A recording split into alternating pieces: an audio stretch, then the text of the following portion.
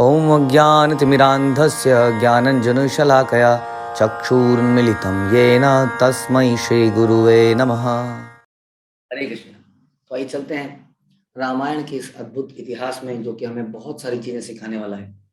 तो हमने देखा कैसे भगवान एक मानव की भांति रोल अदा करते हैं और हमें बहुत कुछ सिखा जाते हैं। तो भगवान राम अपने पिता की वचनों को पूरा करने के लिए वन में चले जाते हैं और साथ में ले जाते हैं वहाँ के मुख्य मंत्री सुमंत्र को। और सुमंत्र को कुछ समय तक अपने साथ ले जाने के बाद वो सुमंत्र को वापस भेजते हैं अयोध्या की तरफ। जब सुमंत्र अयोध्या में आते हैं तो देखते हैं एक अजीब सा वीराना अयोध्या में है। जैसा कि हम सुनते हैं, भगवान कृष्ण के मथुरा जाने पर वृंदावन के वासी ऐसा लग रहा था कि वहां पर जीवन समाप्त हो गया है। तो अयोध्या में भी भगवान राम के जाने पर ऐसा लगा कि सारा जीवन समाप्त हो गया है, सारा नगर रुक गया है। तो सुमंत्र जो है दशरथ को भगवान राम का संदेश देने के लिए राजभवन में जाते हैं और दशरथ बड़े उत्साहित होते हैं राम का संदेश सुनने के लिए। और दशरथ को देखने और भगवान का संदेश के लिए सुमंत्र राजभवन में जब जाते हैं तो राम के विषय में बोलते हुए सुनकर राजा वियोग में अचेत हो जाते हैं, मूर्छित हो जाते हैं, और कौशल्या भी मूर्छित हो जाती है। राजा दशरथ जब पूरा चेतना में आते हैं तो बोलते हैं, हे सुमंत्र, कृपया बताओ कि राम ने तुमसे क्या कहा, उन्होंने क्या मेरे लिए कोई संदेश भेजा। सुमंत्र बोलते हैं, राम ने मुझसे अयोध्या लौटकर आपकी एवं भरत की सेवा करने के लिए कहा है। यह सुनिश्चित करना चाहते हैं भगवान राम कि आपका वचन पूर्ण हो। इसके अतिरिक्त हे कौशल्या, आपके पुत्र ने यह विनती की है कि अपने पति के चरण कमलों की उसी प्रकार सेवा करें जैसा आप श्री विग्रह के चरण कमलों की सेवा करते हैं। वास्तव में हमारी सेवा किसी कंडीशन पे नहीं निर्भर रह सकती। तो कौशल्या उनका मतलब था ऐसा नहीं कर सकती कि क्योंकि कौशल्या के पुत्र को निकाल दिया गया है इसलिए वो अपने पति धर्म को त्याग दे। हमको अपने अपने धर्मों का पालन हर अवस्था में करना चाहिए। ऐसा ही सिखाते हुए राजा राम ने कौशल्य जी के पास ये संदेश भेजा और उन्होंने ये भी कहा कि आप पद एवं प्रतिष्ठा को त्याग कर केकई को श्रेष्ठ जाने। हे कौशल्या माँ, केकई से भी बैर ना करें, केकई को श्रेष्ठ जाने। ये है भगवान राम का आदेश, ये उनका चरित्र। कैसे जो हमारे साथ कहीं भी ऐसा लगता है कि किसी ने हमारे साथ गलत किया, उसके लिए भी हम प्रार्थनाएं कर पाए, उसको श्रेष्ठ माने। जैसा हम सुनते हैं चैतन्य महाप्रभु द्वारा आदेश की अमाननीय मान देना, हमेशा दूसरों को मान देना चाहिए और अपने लिए कभी सम्मान की इच्छा ना करें। राम ने भरत के लिए संदेश भेजा है। भरत के लिए क्या संदेश भेजा है और आग्रह किया है कि वे कौशल्या एवं सुमित्रा को भी अपनी माता के समान माने। तो सुमंत्र की इन बातों को सुनकर राजा दशरथ शोक में और अधिक डूब गए, व्याकुल हो उठे। दुख के आयोग में उन्होंने कहा, तुम मुझे वहां ले चलो जहां राम है, राम के बिना मेरा क्या जीवन है, अन्यथा मैं प्राण त्याग दूंगा। और फिर वहीं पर वो रोते रहे। उनको याद आई एक पुराना इतिहास जो राजा दशरथ के जीवन में हुआ था, जो अधिकतर लोगों को मालूम नहीं था। राजा ने कहानी सुनाई कि बहुत समय पहले रात्रि के समय में सरयू नदी के निकट तट पर शिकार करते हुए वो जा रहे थे और उन्होंने अचानक से कुछ शब्द ध्वनि सुनी। उन्होंने ऐसा सुना कि एक हाथी पानी पी रहा है और उन्होंने उस ध्वनि के अनुसार, राजा दशरथ इस बात में निपुण थे कि वो ध्वनि के आधार पर ही बाण चला सकते थे। तो उन्होंने उस दिशा में बाण चला दिया, किंतु तभी एक जोर से चिल्लाने की आवाज आई। वो आवाज तो एक मनुष्य की थी। मैं उस दिशा में भागा और मैंने देखा है कि युवा तपस्वी बालक मेरे बाण द्वारा घायल हो गया है, भूमि पर गिर पड़ा है, तड़प रहा है। उसने कहा, मेरे वृद्ध एवं अशक्त माता पिता हैं, वो मेरी प्रतीक्षा कर रहे हैं, मैं उनके लिए जल देने आया था, मेरी देखरेख के बिना वो जीवित नहीं रह सकते, कृपया जाकर आप उन्हें सूचित कर दें कि आपने मुझे बाण मारा है, वरना वो इंतजार करते करते ही मर जाएंगे। तब राजा दशरथ उस बालक के माता पिता के आश्रम की ओर भागे और वहां जाकर राजा दशरथ ने एक वृद्ध, दुर्बल एवं अंधे पति पत्नी को देखा। राजा दशरथ ने साहस जुटाया और उन्हें बता दिया कि कैसे अनजाने में उनके हाथों से उनके पुत्र का वध हुआ है। वो माता पिता बोले, मुझे मेरे पुत्र के पास ले चलो। उन्होंने अपने पुत्र की आत्मा के लिए जैसे ही के लिए जल तर्पण किया और उस वृद्ध सन्यासी ने उसके बाद मुझे श्राप दे डाला। जिस प्रकार मैं अपने पुत्र की मृत्यु पर शोक कर रहा हूं, उसी प्रकार तुम भी अपने पुत्र के वियोग पर शोक करो। आज मैं अपने उसी घृणित पाप का फल भोग रहा हूं। राजा दशरथ बहुत महान व्यक्ति थे। महान व्यक्तियों के जीवन में कुछ भी अकस्मात नहीं होता है। जैसे राजा परीक्षित के द्वारा श्रृंगी ऋषि के गले में सर्प चढ़ाना एक अकस्मात घटना नहीं थी। इसके आगे पीछे बहुत सारी प्लानिंग होती है, जैसे कि यहाँ पर थी। तो राजा दशरथ के अंदर ये गुण देखते हैं कि कैसे हम अपने इतिहास में देखकर अपने जीवन में होने वाले दुखों को अपने ही फलों का, कर्मों के फलों का कारण मान सकते हैं और मानना चाहिए। तो राजा दशरथ ने कहा ये मेरे ही कर्मों का फल है। अगली सुबह सब लोग मतलब अपने अपने जगह पे रात को सो गए, राजा रोते ही रहे। और अगली सुबह जब राजा को जगाने आए तो देवी का जब दासियां वहां पर आई, सेविकाएं वहां पर आई, तब उन्होंने देखा कि राजा के जीवन में आत्मा का कोई लक्षण नहीं। यह सुनकर कौशल्या भागती हुई आई और आते हुए रास्ते में मूर्छित हो गई। और जगने पर वो फिर से करुणा वश विलाप करने लगी। मंत्रीगण आकर कौशल्या को एक अलग स्थान पर ले गए। तत्पश्चात उन्होंने राजा दशरथ के पार्थिव शरीर को तेल के कुंड में रख दिया, क्योंकि अंतिम संस्कार के लिए कोई भी पुत्र नहीं था। लक्ष्मण जा चुके थे राजा राम के साथ, और भरत और शत्रुघ्न अपने नाना के घर में थे। तो तेल के कुंड में रखा गया, क्योंकि अंतिम संस्कार पुत्र की उपस्थिति में ही किया जा सकता है। इस प्रकार से अगली सुबह ब्राह्मण ने कहा कि अब क्या करें, जल्दी कुछ करना पड़ेगा। जल्दी से भरत को बुलाना पड़ेगा। राजा के बिना राजा के बिना किसी भी तरीके से ये संसार, अब ये राज्य नहीं चल सकता है। चोर उचक्के बदमाश लोग यहाँ पे अटैक कर देंगे। जल्दी हमें कुछ करना होगा, जल्दी अंतिम संस्कार करके राजा को स्थापित करना होगा। तो वशिष्ठ ने कहा कि भरत का चयन पहले ही हो चुका है, ये सारा मसला ही इस कारण से हुआ कि भरत राजा बने। तो भरत को राजा बना लेते हैं, उसको तुरंत जो है सूचना दे देते हैं, उनको बुला के अंतिम संस्कार करके उसको राजा बना देते हैं। तुरंत जो है डिसाइड होता है कि भरत और शत्रुघ्न को अयोध्या वापस लाने के लिए राजा केकय, जिनकी पुत्री थी केकई, तो केकय की राजधानी में दूत भेजे गए। और दूतों को ये बोला गया कि केवल जाकर आपको इतना ही कहना है कि किसी अति आवश्यक कार्य के लिए आपको बुलाया जा रहा है और आपकी उपस्थिति तुरंत प्रार्थनीय है। उनको लगता था कि यदि भरत को मालूम चल जाएगा तो वहीं पर टूट जाएगा, यहीं पर आकर उनको बताएंगे। तो इस बीच रात को अचानक से भरत को भी बड़े बुरे सपने आते हैं। उनको ऐसा लगता है कि अयोध्या में कुछ भयंकर हुआ है, उनके पिता के साथ कुछ गड़बड़ हुई है। अनेक बुरे विचार उनके दिमाग में आए। वो तुरंत उठे, उन विचारों के बारे में सोच ही रहे थे, तभी वहां पर संदेशवाहक पहुंच गए। और संदेशवाहक वहां पहुंचे और बोलते हैं कि हे राजकुमार, मंत्रियों एवं वशिष्ठ ने आपको अयोध्या में अविलंब बुलाया है। अविलंब प्रस्ताव की तीव्र इच्छा से वे उठे। उन्हें वैसे भी लग रहा था कि जाना चाहिए, और अपने नाना और मामा से अनुमति मांगी। भरत शत्रुघ्न को लेकर रथ पर चढ़ गए और शीघ्र ही प्रस्थान किया। अपनी यात्रा के 7वें दिन वो अयोध्या की सीमा पर पहुंचे। भरत जब पहुंचे तो संपूर्ण अयोध्या नगरी उजाड़ दिख रही थी। एक तो राम नहीं और एक दशरथ नहीं, अब क्या बचा था इस नगरी में। आंखों में आंसू लिए भरत ने अपने पिता के महल में प्रवेश किया। पिता को उनके कक्ष में ना पाकर वे अपनी माता के पास गए और भरत ने कहा, पिताश्री कैसे हैं, वे अपने कक्ष में क्यों नहीं है। केकई ने शांतिपूर्वक उत्तर दिया, मेरे पुत्र महाराज दशरथ अब नहीं रहे। यह सुनते ही शोकवश भरत भूमि पर गिर पड़े और उच्च स्वर से विलाप करने लगे। केकई उन्हें सांत्वना देने लगी, प्रिय भरत, दुख में इस प्रकार से व्याकुल मत हो।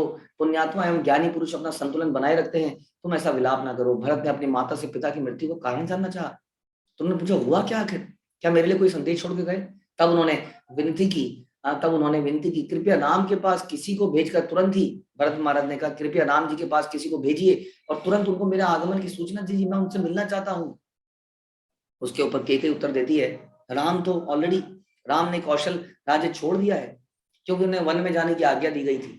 अब वे वृक्ष की छाल पहनकर रहते हैं। सीता और लक्ष्मण भी उनके साथ गए। तुम्हारे पिता को कौशल्या के पुत्र का वियोग सहन ना हो सका, अतः उन्होंने हे राम, हे सीता, हे लक्ष्मण कहकर प्राण त्याग दिए। भरत ने अपने माता से उनके वन में जाने का कारण पूछा तो केकई ने सारी घटनाओं को तोड़ मरोड़ कर बताया। उन्होंने बोला, तुम्हारे पिता तुम्हारी अनुपस्थिति में राम को तुम्हारी बिना जानकारी के राजा बनाने वाले थे, जानते हो तुम। बड़ी मुश्किल से मैंने उनको पुराने वचन याद दिलाए और उन वचनों के बदले में मैंने क्या क्या मांगा। प्रथम वरदान में मैंने सिंहासन पर तुम्हारा राज्य अभिषेक मांगा, और दूसरे में वरदान में मैंने राम को 14 वर्ष वन में जाने की मांग करी। राम सदैव ही दशरथ के प्रिय थे, उनके वियोग में शोक के कारण उनकी मृत्यु हो गई। अतः अपने मृत पिता का अंतिम संस्कार करके आज ही तुम राज सिंहासन पर बैठ जाओ। तुम धैर्य रखो और शोक मत करो। भरत अत्यंत क्रोधित हो गए। भरत एक ऐसे व्यक्ति नहीं थे जो अपने पिता की मृत्यु पर, अपने भाई के जाने पर नृत्य करना चाहे। वो तो अपना सर्वस्व बलिदान करने वाले पुत्र और भ्राता थे। वे अपनी माता की भर्त्सना करने लगे, हे दुष्ट नारी, आप संपूर्ण ब्रह्मांड में विनाश के लिए प्रकट नहीं है, काली देवी के समान है। आपने मेरे पिता का वध कर दिया और उस राम को निकाल दिया जो मुझे मुझे मुझे मेरे प्राणों से भी प्रिय है। क्या आपकी बुद्धि इतनी विपरीत हो गई है कि आपको लगता है कि मैं वास्तव में आपसे सिंहासन स्वीकार कर लूंगा? विशेषकर इस समय आप मेरी माता नहीं है, मेरी कट्टर शत्रु हैं। अभी मैं वन में जाऊंगा और राम को राज सिंहासन पर विराजित करूंगा। राम का राज्याभिषेक होने के पश्चात ही मैं सदैव उनके सेवक की भांति रहूंगा, क्योंकि वही मेरी वास्तविक स्थिति है और मेरी सर्वोत्तम अभिलाषा है। यहाँ पर भरत भी एक अद्भुत चरित्र दिखाते हैं, कैसे हमें कभी भी जीवन में जो भी हमें मिले वो हमारे स्वामी कृष्ण गुरु वैष्णव की प्रसन्नता के लिए ही लगना चाहिए और अपने को हमेशा सर्वेंट मानना चाहिए। केकई अपनी योजना के प्रति भरत की ऐसी प्रतिक्रिया के लिए तैयार ही नहीं थी, उसने नहीं सोचा था कि ऐसा होगा। और इसी बीच कौशल्या भरत की आवाज सुनकर उनसे मिलने आई। कौशल्या भी आ गई और हाथ जोड़ के भरत महाराज ने उनको देखा, हाथ जोड़ा और उनके चरणों पर गिर गए और रोने लगे और बोले, हे माता, राम ही मेरे जीवन है, मेरे अस्तित्व हैं, वही मेरी आत्मा है, कहाँ चले गए वो? और उनकी सेवा के प्रति समर्पण के अतिरिक्त मेरे जीवन का कोई भी उद्देश्य नहीं है। कौशल्या के मन में थोड़ा सा शंका थी, कहीं भरत भी राज्य तो नहीं चाहता। ये शब्द सुनकर और उनका हाल देखकर कौशल्या की शंका का निराकरण हुआ और विश्वास हुआ कि भरत निर्दोष है। तो भरत को उठाकर उनका सर अपनी गोद में रखकर दुलाते हुए विलाप करने लगी। अगली सुबह वशिष्ठ ने भरत को शोक त्याग कर अपने मृत पिता का अंतिम संस्कार, दाह संस्कार करने के लिए कहा। तब मृत शरीर को चिता पर रखकर अग्नि दी गई और उसके बाद अंत्येष्टि क्रिया समाप्त करके महल लौटने पर भरत वन जाकर राम एवं लक्ष्मण एवं सीता को वापस लाने का विचार करने लगे। अगले दिन वशिष्ठ अपने शिष्यों सहित सभा में आए, राज्यसभा में आए और भरत से बोले। उन्होंने भरत का स्वागत किया और कहा, महाराज दशरथ के उत्तराधिकारी के रूप में आपका चयन किया जा चुका है और राज्य में कोई राजा नहीं है। आप अपनी सहमति दें ताकि हम आज ही आपका राज्याभिषेक करें। भरत ने उत्तर दिया, मैं स्वयं को राम का तुच्छ सेवक समझता हूँ। मैं राम को अविलंब अयोध्या लौट आने के लिए सहमत करने के लिए वन में जाना चाहता हूँ। यदि मैं ऐसा नहीं कर पाता हूं तो लक्ष्मण की भांति उनके साथ ही रहूंगा, लेकिन राज्य स्वीकार नहीं करूंगा। ये सुनकर वशिष्ठ को भी प्रसन्नता हुई, उन्होंने उसके अद्भुत चरित्र को सराहा। भरत की ऐसी अभिलाषा का समाचार सुनकर सभी प्रसन्न हो गए। अगली सुबह भरत ने सुमंत्र से अपना रथ लाने को कहा और तब वे विशाल सेना लेकर चल पड़े और विशाल सेना लेकर चल पड़े चित्रकूट की ओर। तो आप पीछे की चित्रों में देख सकते हैं, एक तरफ आप देख रहे हैं किस तरह से चित्रकूट के वन में राम लक्ष्मण भरत से मिलाप कर रहे हैं और एक तरफ आप देख सकते हैं किस तरह से राजा दशरथ ने श्रवण कुमार नामक एक तपस्वी सन्यासी ब्राह्मण बच्चे का वध कर दिया जिसके माता पिता अंधे थे। तो इस प्रकार से ये लोग आगे चलने का प्लान बनाने लगे विशाल सेना लेकर। जब रास्ते में क्या हुआ तो सुमंत्र अगली सुबह भरत ने सुमंत्र से अपना रथ लाने को कहा और विशाल सेना लेकर चल पड़े। जब गू ने विशाल सेना को देखा तो भरत को वन में आते हुए देखा तो उन्हें शंका हुई, कहीं भरत सारी सेना लेकर राम जी का अटैक करने तो नहीं आया है। अब गू जो था बहुत पुराना मित्र था, आपने सुना था कैसे गू और उनकी आपस में वार्तालाप हुई, किस प्रकार से दोनों ने लक्ष्मण ने गू ने रात भर राजा राम के का पहरेदारी करी और उनके बारे में चर्चा करी। तो बड़े प्रिय थे राजा राम के ऊपर, भगवान राम के ऊपर कोई भी आंच नहीं देना चाहते थे। तो अनेक उपहार लेकर गू जो है भरत का वास्तविक उद्देश्य ज्ञात करने के लिए आगे बढ़े, उनसे मिलने पहुंचे। सुमंत्र ने गू को जब आते हुए देखा तब उन्होंने भरत को बताया कि ये निषाद राज राम के मित्र हैं, दशरथ के मित्र हैं, वास्तव में दशरथ के जमाने के उनके मित्र हैं। और एक प्रकार से गू कहते थे कि मैं आपका एक और भाई जैसा हूँ राजा राम का। तो गू ने कहा, मुझे स्पष्ट करें कि आप किस प्रयोजन से, किस उद्देश्य से राम से मिलने जा रहे हैं? आपके साथ इतनी बड़ी विशाल सेना क्यों है? ऐसा लगता है कि आप राम से युद्ध करने जा रहे हैं। भरत ने उत्तर दिया। भरत बहुत दुखी हो गए क्योंकि हर कोई उनके चरित्र पर शक करे जा रहा था। ऐसा लग रहा था कि सब कुछ वही दोषी हैं। वो बोलते हैं, प्रिय गू, आपके दोषारोहण से मुझे दुख हो रहा है। मैं राम को अयोध्या वापस लेने के लिए आया हूं ताकि उनका राज्याभिषेक कर सके। मैं तो उनका किंकर हूं, सेवक। भरत के निवेदन करने पर गू ने सब कुछ सुनाया जो राजा राम ने वहां वन जाते हुए कहा था। राजा राम उनके साथ वहां रुके थे और वहीं से गू ने उनको नदी पार करने में मदद करी थी। उन्हें बताया कि कैसे राजा राम ने, कैसे लक्ष्मण ने अपने केशों को यहाँ पर जटा धारण करी, कैसे वो जमीन पर पत्तों पर सोए, यह सुनकर भरत ने अपने आप को धिक्कारा और सोचा कि तुरंत ही उन्हें अपने बालों की जटा बना देनी चाहिए, भूमि पर लेट जाना चाहिए। अगली सुबह भरत ने जटा धारण करी, वृक्ष की छाल से बने वस्त्र धारण किए और गुह्य से निवेदन किया कि वह गंगा पार करवाने में उनकी सहायता करें। एक परफेक्ट सेवक कैसा होता है हम भरत महाराज के चरित्र से देख सकते हैं। भरत गुह्य के मार्गदर्शन में भारद्वाज के आश्रम की ओर आगे बढ़े। भरत ने गुरु गुह्य ने बताया कि कैसे वो भरद्वाज ऋषि का आश्रम आएगा और वहां से चित्रकूट की तरफ आपको जाना होगा। तो भरद्वाज ने वशिष्ठ को अपने आश्रम में आते हुए देखा। हाँ, वो खड़े हुए उनके स्वागत के लिए, क्योंकि वशिष्ठ भी साथ में आ रहे थे। वे भरत की वास्तविक प्रयोजन को जानने की उत्सुकता से अयोध्या का कुशल क्षेम पूछने लगे। ऋषि ने कहा, हे राजकुमार, मेरी प्रार्थना है कि आप स्पष्ट करें कि आप राम को कष्ट देने तो नहीं आए। अब एक बार और भरत महाराज के ऊपर शक किया जा रहा था। अश्रुपूरित नेत्रों सहित उन्होंने कहा, जन सामान्य को अपने उद्देश्यों पर संदेह करते हुए देखकर मुझे अत्यंत दुख होता है। कृपया आप ये जान लें कि मैं राम को वन से लौटकर अयोध्या जाने के लिए सहमत करने के प्रयास के लिए आया हूं, ताकि वे राज्य पर शासन कर सकें। तब राम चित्रकूट पर्वत पर भरद्वाज ऋषि ने कहा कि राम चित्रकूट पर्वत के ऊपर है। आप कृपया वहां पे जाइए, जरा सभी परेशान मत होइए, मैं जान गया हूं आपका क्या उद्देश्य है। ऑल्दो मैंने अपने दिव्य नेत्रों से भी देख लिया है कि आप राम के एक परम सेवक हैं। तो भरद्वाज मुनि ने आगे का रास्ता उन्हें बताया और सुबह होते ही भरद्वाज इन लोगों ने, सेना ने और भरत महाराज ने वहां पर विश्राम किया रात को। और सुबह होते ही भरत ने भरद्वाज ऋषि की परिक्रमा करी और अपनी सेना को प्रस्थान करने की आज्ञा दी। जब चित्रकूट पर्वत दिखाई देने लगा तब भरत ने अपनी सेना को शिविर लगाने की आज्ञा दी। भरत, वशिष्ठ, सुमंत्र तथा कुछ अन्य व्यक्तियों के साथ पैदल ही आगे बढ़े। ये लोग पैदल पहले निकल गए। भरत, वशिष्ठ और सुमंत्र राम को चित्रकूट में निवास करते हुए 3 माह हो चुके थे। राम पर्वत के नीचे एक विशाल शिला पर बैठे सीता के संग अपना समय व्यतीत कर रहे थे। राम ने कुछ ही दूरी पर धूल उड़ती हुई देखी, जहां से भरत की सेना आ रही थी। राम लक्ष्मण की ओर मुड़े और बोले, जाकर देखो तो, इतनी हलचल, इतना हल्ला, इतनी धूल क्यों उड़ रही है। लक्ष्मण एक विशाल पेड़ पर चढ़ गए। उन्होंने एक विशाल सेना को आते हुए देखा और सेना पर राजसी वो जो पताका होती है वो देखा।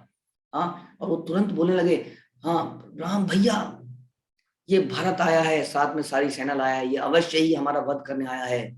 और एक मात्र था कि हम कभी भी 14 वर्ष के बाद भी आप राजा ना बन पाए, हमें इसका वध कर देना चाहिए, इसमें संकोच नहीं करना चाहिए। इस प्रकार से। और राम ने कहा, भरत यहाँ मुझसे मिलने की तीव्र इच्छा से आ रहा है, धनुष बाण की आवश्यकता नहीं है।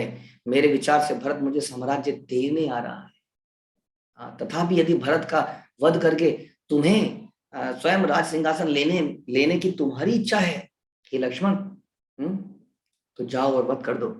मैं भरत से शांति पूर्वक सिंहासन तुम्हें सौंप देने के लिए ही कह दूंगा। इस प्रकार जब राजा राम से भर्त्सना हुई इन शब्दों के द्वारा, तो लक्ष्मण को लज्जा आ गई, उन्होंने अपना सर झुका लिया। तो भगवान, हम अक्सर किसी के ऊपर डाउट कर देते हैं उसके एक्शंस को लेके, क्योंकि हमें उसकी इंटेंशंस पता नहीं होती हैं क्या है। ऐसे में हमें इंतजार करना चाहिए समय आने पर सारी इंटेंशन, किसी के ऊपर गलत डाउट करना ठीक नहीं है ना।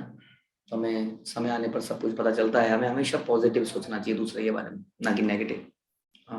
तो इस समय भरत ने उस वन में प्रवेश किया जिसमें चित्रकूट पर्वत स्थित था और अंततः भरत ने उस कुटिया को देखा। जब भरत ने राम को देखा तो उनकी आंखों में आंसू आ गए और दौड़ते हुए उनके पास गए, उनके चरणों पर गिर गए और बोले, हे राम, आपको जटा धारण किए देखकर, वृक्ष की छाल से निर्मित वस्त्र पहने देखकर, तो आपके चरण कमलों पर वन के शूलों की चुभन देखकर मुझे अपार कष्ट हो रहा है। मेरे दोष के कारण ही आप राजोचित वैभव का सुख नहीं पा रहे हैं, क्योंकि मेरे ही कारण तो ये सब हुआ और आपने वन में रहकर कष्ट सहना पड़ रहा है। राम का चरण स्पर्श करने के लिए आगे बढ़ते हुए भरत मूर्छित हो गए और राम ने शीघ्र उन्हें उठा लिया और देखकर व्यथित हो गए कि भरत ने भी छाल धारण करी हुई है, जटा धारण करी हुई है। अपने चरणों पर गिरे शत्रुघ्न का आलिंगन करके राम ने गुह्य एवं सुमंत्र का भी आलिंगन किया। तब राम ने भरत को अपनी गोद में लेकर कहा, हे मेरे प्रिय भाई, पिताश्री को अकेले हम निसाय छोड़कर तुम यहाँ क्यों आए हो। भरत ने उत्तर दिया, हे राम, मेरी माता के षड्यंत्र का मुझे कोई ज्ञान नहीं है। मैं बिल्कुल निर्दोष हूँ, मैं तो आपका सेवक हूँ। मैं आपकी प्रार्थना करता हूँ कि आप अयोध्या लौटकर राजा साम्राज्य का शासन करें।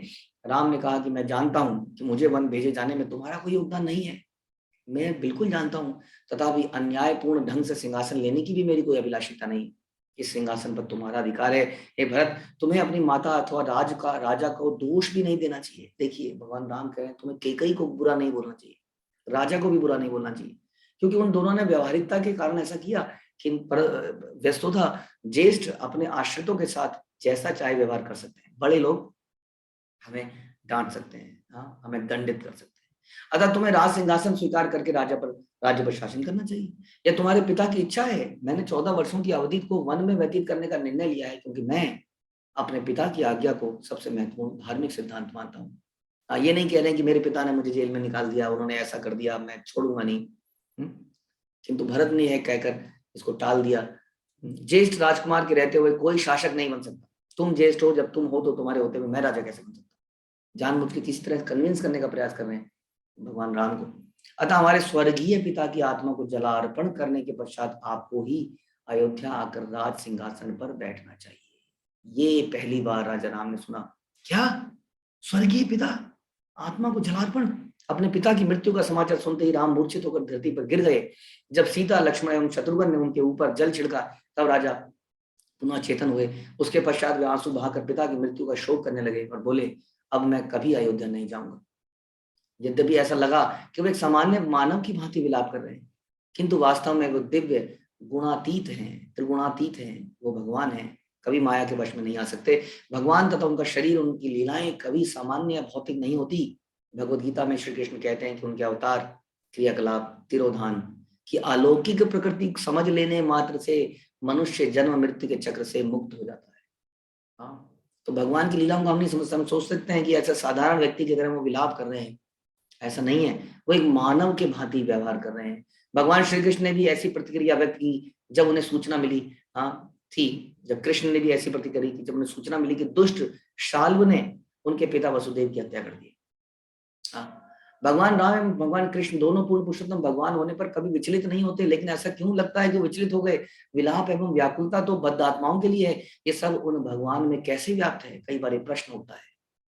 यह विवादास्पद विषय है। वस्तुतः भगवान कभी भ्रमित नहीं होते। मानव चरित्र निभाते हुए, स्वयं को पूर्ण मानव की भांति प्रस्तुत करते हुए एक साधारण मनुष्य के विभिन्न भावों को प्रदर्शित करते हैं, ताकि हम उन्हें मानव समझ पाएं और ये समझ पाएं कि मानव को कैसे जीना चाहिए। वरना लोग कहेंगे तो भगवान है, ये तो ऐसा कर ही सकते हैं। एक मानव को कैसे जीना चाहिए, कैसे उसको चरित्र के अनुसार जीना चाहिए, कैसे उसे शास्त्रों के अनुसार जीना चाहिए, ये दिखाते हैं भगवान हमें जब संसार में आते हैं। वो मानव नहीं है, ना कि उनका शरीर मानव जैसा है। सभी महान मुनि जो भगवान को दिव्य प्रेमापूर्ण भक्ति में सेवा अर्पित करते हैं, वे देहात्म बुद्धि से मुक्त हो जाते हैं। फिर भगवान स्वयं ऐसे शरीर को आत्मा समझकर भ्रमित कैसे हो गए? आत्मा समझकर स्पष्टतः उनका विलाप करना भी उनके दिव्य, असीमित एवं अचिंत्य व्यक्तित्व का एक अन्य पक्ष है। और उसके बाद राम अपने भाइयों एवं सुमंत्र सहित मंदाकिनी नदी के तट पर अपने पिता की आत्मा को शांति हेतु जलार्पण करने गए। फिर चित्रकूट पर्वत स्थित अपनी कुटिया में पहुंचकर राम ने अपने भाइयों के हाथ पकड़े और चारों भाई शोक से विलाप करने लगे। तो इस प्रकार से सभी लोग चित्रकूट पहुंच गए। अब आगे देखते हैं कि क्या भरत राजा राम को, भगवान राम को वापस अयोध्या लेके जा पाएंगे, या होनी को कुछ और ही मंजूर है। भाग्य में विधाता ने कुछ और ही लिखा है, क्योंकि आगे जाकर बहुत कुछ होना है, बहुत कुछ राक्षसों का वध होना है और हमें जीवन जीने के लिए बहुत सारी सीख मिलनी है। तो ध्यान से पढ़िए और ध्यान से सुनिए इस रामायण कथा को, इस अद्भुत कथा को। हरे कृष्ण। श्रील प्रभुपाद की जय।